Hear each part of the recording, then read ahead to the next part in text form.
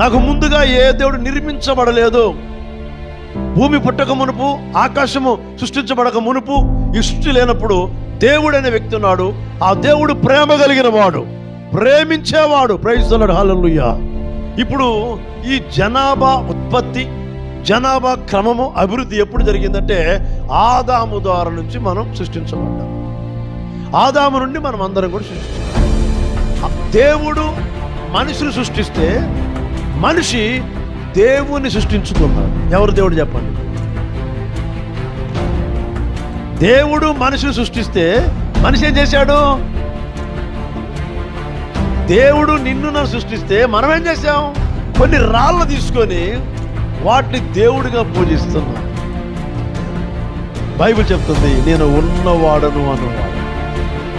నాకు ముందుగా ఏ దేవుడు నిర్మించబడలేదు, ఆ తర్వాత ఏ దేవుడు ఉండడు.